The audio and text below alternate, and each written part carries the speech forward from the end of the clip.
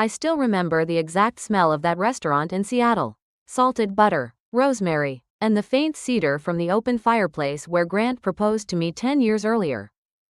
Tonight the same table, the same corner booth, but everything felt wrong. I'd booked it for our farewell dinner. On paper, we were just finalizing the divorce. In my heart, it was the last time I'd ever sit across from the man I once thought I'd grow old with. Grant walked in 23 minutes late, hair still damp from the shower, white shirt unbuttoned at the collar the way he knew I used to love. He didn't apologize, he barely looked at me. His phone kept lighting up on the table, and every time it did, this little smirk tugged at the corner of his mouth. I knew who was texting. I'd known for months. Brooke Larson. 27, blonde, ambitious, and, apparently, 12 weeks pregnant. The waiter brought our plates. Grant's ribeye, medium rare, just the way he liked it. I'd ordered it out of habit, not kindness. He cut into it without a word, eyes still on his screen. I took a slow sip of the Cabernet we used to call our celebration wine. It tasted like rust tonight. I signed the papers this morning, I said quietly. He nodded, still chewing. Good, faster is better for everyone. Faster. Because Brooke had an ultrasound photo she couldn't wait to post. Because Grant had already told his partners he was starting a family with someone who actually wants the same things he does. Because, in his mind, I was the one holding him back. I set my glass down. I'm leaving Seattle tomorrow. My grandmother's house in Santa Fe is finally mine. I'm going home. That made him glance up for half a second. Santa Fe? That crumbling adobe in the middle of nowhere? He actually laughed. Well, good luck with that, Claire. I smiled. Small, polite, empty. Thank you. We finished the meal in near silence. He paid without asking if I wanted to split it, old habit died hard. Then he stood, slipped his phone into his pocket, and said, Brooke's waiting outside, take care of yourself. And just like that, 10 years folded into a single goodbye that wasn't even a goodbye. I sat there a little longer, alone with the candle flickering between our empty plates. I wasn't crying. I think I'd used up all my tears the night I found the positive pregnancy test in his gym bag. The one that wasn't mine. The next morning I packed 2 suitcases. Left the rest. I walked through our condo one last time. The marble island where we used to cook pasta at midnight. The balcony where he proposed under the Space Needle fireworks. The walk-in closet that still smelled like his cologne. I left every framed photo exactly where it was. Let him explain to Brooke why his ex-wife's face was still smiling from every wall. I set the keys on the kitchen counter next to the divorce decree and the wedding band I hadn't worn in 4 months. Then I closed the door behind me and didn't look back. The drive to Santa Fe took 3 days. I stopped in small towns, ate diner pie, played old playlists we used to sing to, and somewhere outside Flagstaff I finally turned the volume down and let the desert wind fill the silence. When I pulled up to the old hacienda, the sun was setting blood red behind the Sangre de Cristo mountains. The house was exactly as Grandma left it, thick adobe walls. Turquoise door, bougainvillea spilling over the courtyard arch. For the first time in months, I felt my shoulders drop. I stepped inside, ran my hand along the cool vigas on the ceiling, and whispered to the empty rooms. I'm home. Little did Grant know, this crumbling adobe in the middle of nowhere came with 35 acres of red dirt, an ancient turquoise mine, and a trust fund big enough to make most men cry. But that part could stay secret a little longer. I had no idea that in less than 7 months, one tipsy guest at a Malibu wedding was going to say the exact wrong thing at the exact right time, and the life Grant thought he was building was going to come crashing down in front of 400 people. But that part of the story hasn't happened yet. Right now, I'm just a woman standing in her grandmother's courtyard, breathing in pinon smoke and desert night air, feeling something close to peace for the first time in years. The first morning in Santa Fe, I woke up before the sun. The silence was so complete I could hear my own heartbeat. No traffic, no notifications, no Grant clearing his throat in the next room. Just the soft creak of old wooden floors and a single bird testing its voice outside the window. I made coffee in Grandma's ancient percolator, took the mug out to the portal, and watched the sky turn from ink to rose to molten gold over the mountains. That was the moment I decided I wasn't running away anymore. I was running toward. For years, Grant had rolled his eyes whenever I talked about painting again. Art doesn't pay the mortgage, Claire. He wanted me at dinners with investors, smiling on his arm, the perfect tech wife accessory. So I put the brushes away, closed my Etsy shop, and told myself later. There was always a later. Later started the day I unpacked the boxes marked, Claire, Studio, Do Not Lose. I set up in the sunlit room Grandma used for sewing, big north-facing windows. A scarred oak table, the faint smell of turpentine that never quite leaves adobe walls.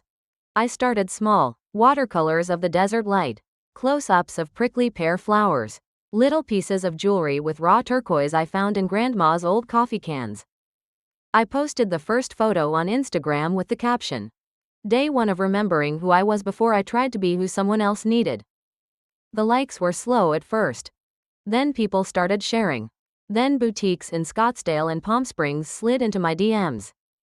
Then a gallery owner in Madrid, the New Mexico one, asked if I'd consider a show. 6 months flew by in a blur of paint under my nails and silver dust on my jeans. My follower count went from 3,000 to 180,000. Almost overnight. I hired 2 local women to help pack orders. The girl who used to beg Grant for a weekend off was suddenly turning down brand deals because I was too busy glazing a new collection at 2 in the morning. And then there was Mateo. He owns Canyon Road's biggest contemporary gallery. Tall, quiet, with kind eyes that have seen loss. He lost his wife to cancer 4 years ago. He wandered into my little pop-up at the farmer's market one Saturday. Bought a pair of earrings for his sister. And stayed for an hour talking about Georgia O'Keeffe and the way light breaks over Cerro Pedernal. We never called them dates. We just kept finding reasons to be in the same place. Sunrise coffee on my portal. Late night green chili burgers after first Friday art walk. Slow drives up the high road to Taos so I could sketch the cottonwoods turning gold. He never pushed.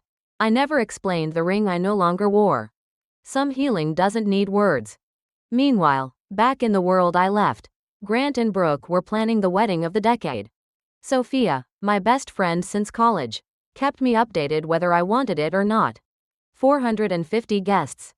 Private estate in Malibu. Flowers flown in from Ecuador. A dress that cost more than most people's houses. Brooke was apparently glowing at 7 months pregnant and had already chosen the name Bentley Gray Sullivan for their son. I'd read the texts, smile a little, and go back to glazing pottery. Their noise felt like static from a radio station I'd finally changed.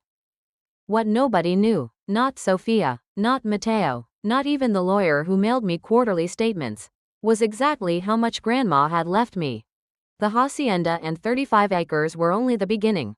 There was a trust fund that had been compounding since the day I was born. There was the old turquoise mine on the back acreage that 2 separate mining companies had quietly valued at mid-8 figures. And last month, a luxury resort developer from Austin put in a cash offer for the land alone, $28 million. All cash, 60-day close. I hadn't answered yet. I was too busy learning how to be happy again. Some nights I'd sit on the roof with a glass of wine and watch the Milky Way spill across the sky like someone knocked over a bucket of diamonds. I'd think about Grant laughing at this house, calling it a ruin. I'd think about Brooke posting ultrasound photos like trophies. And I'd smile, because revenge is a dish best served by simply living well. Quietly, wildly, beautifully well. I had no idea that in just a few weeks, one tipsy ex-miner with a loud mouth was going to hand me the sweetest justice I never even asked for. But we're not there yet. Right now I'm still the woman on the roof. Barefoot, paint-stained, heart finally open again, whispering thank you to a grandmother who somehow knew exactly what I would need when the world tried to make me small. And then the weekend arrived. Sophia FaceTimed me that Saturday morning, eyes sparkling with pure mischief. Rachel's husband is at the wedding right now. He's hiding in the back with his phone angled just right. Want the play-by-play? I laughed, shook my head, and kept glazing a bowl. I'm good, Soph. I have a kiln to load. But she was already angling her iPad toward her husband's live feed. The picture was shaky, but even on a tiny screen the excess was obscene. Oceans of white roses. A string quartet, Drone cameras swooping overhead, Brooke in a crystal-beaded gown that caught every ray of Malibu sun like a disco ball. And there was Grant, tanned, smug, white dinner jacket, arm possessively around Brooke's waist while she cradled the 7-month bump like it was made of solid gold. I was about to tell Sophia to turn it off when it happened. Uncle Frank, 72, retired turquoise miner, voice like a gravel road, had clearly discovered the open bar early. He was holding court at table 12 with a few old cronies when one of them asked, loud enough for 3 tables to hear, "So whatever happened to your niece Claire? The pretty one Grant used to be married to?" Frank threw his head back and bellowed, "Claire? Hell, she's sittin' on a damn empire out in Santa Fe. Her grandma didn't just leave her that old hacienda. She left the whole shoot and match, 35 prime acres, the old Donovan turquoise mine, and a trust fund that would make your eyes water. Word is some fancy resort outfit just offered her $28 million cash for the land alone." $28 million. My niece is quiet money rich and paintin' pictures that sell for 5 figures a piece. Living like a queen while the rest of us peasants slave away. The camera caught it perfectly. Grant's head snapped toward the voice. His smile froze, then slid clean off his face. The color drained so fast I thought he might actually faint. Brooke tried to tug him along, but Grant was rooted, staring at Uncle Frank like the old man had just pulled a gun. That's when twist number 2 decided to join the party. A jewelry designer from Beverly Hills, someone Brooke had apparently stiffed on a custom order, stood up. Champagne courage flowing. She raised her glass and announced to no one in particular, but definitely to everyone, "Speaking of money, Brooke still owes me $180,000 for the sapphire necklace she needed for tonight. Told me last month Grant's company is underwater, creditors circling, and she had to float the whole wedding herself. Guess the groom isn't the cash cow she thought." You could hear the collective inhale across 400 people. Brooke's mouth opened, closed, opened again. Nothing came out. Grant turned to her slowly, like a man realizing the floor just disappeared beneath him. And then came the third and final blow. An OB-GYN from Cedars-Sinai, Grant's own cousin's wife, had been standing nearby. She winced, muttered, "Oh honey," under her breath, but not quietly enough. Someone asked what she meant. She hesitated, then shrugged. "I probably shouldn't say this, but Brooke was in my office last week for pregnancy symptoms." "There is no pregnancy. Hasn't been for months." She wanted a doctor's note to keep the wedding date locked in. Dead silence. Grant's champagne flute slipped from his fingers and shattered on the marble. Blood mixed with champagne dripped from his palm, but he didn't seem to feel it. He looked at Brooke. Really looked at her. "You lied about the baby?" His voice cracked on the last word. Brooke tried for tears, but they wouldn't come. "Grant, sweetheart, let's talk privately." "Privately?" He laughed, a horrible, broken sound. "You used a fake pregnancy to trap me. Bled me dry for this circus. And the whole time my ex-wife, the one you both laughed at, is sitting on $30 million I never even knew existed?" He was shouting now. Guests started backing away. The string quartet stopped mid-note. Grant grabbed the edge of the nearest table and flipped it. Lobster tails and caviar flew. He stormed toward the 8-tier cake, screaming something none of us could quite make out, and drove his already bleeding fist straight through the top layer. Frosting exploded across Brooke's crystal-beaded gown like a crime scene. Phones were out everywhere. Someone yelled that it was already trending on TikTok. Brooke shrieked, tried to salvage the moment, slipped in buttercream, and went down hard on her knees, gown ripping at the seams. Grant just stood in the wreckage, chest heaving, staring at the ruin of the life he thought he'd stolen from me. Rachel's husband whispered into the phone, voice shaking with secondhand adrenaline. "Soph, it's over. He just told the entire room to get the hell out. Security's escorting people to their cars. This is biblical." Sophia looked at me across the screen, eyes wide, waiting for me to gloat. I didn't. I set my phone down, walked out to the portal, and watched the desert stars come out one by one. I felt nothing for them. No triumph. No bitterness. Just the soft New Mexico wind drying the last tears I would ever waste on Grant Sullivan. 10 months later I was standing in the new gallery on Canyon Road, watching the last sold sticker go up on a painting of Cathedral Rock at dawn. Every piece from the opening night had sold in under 2 hours. The local paper called it the fastest sellout in Santa Fe history. I just called it Tuesday. The resort developer upped their offer to $31 million when they realized the turquoise vein ran deeper than anyone thought. I still haven't signed. Some things are worth more than money. Some mornings I wake up and the light on those red walls is so perfect I think, let them keep the land. I already have everything I need. Grant's company filed Chapter 7 6 weeks after the wedding video hit 30 million views. His investors bailed. His partners sued. The Malibu estate got foreclosed before the frosting was even cleaned off the marble.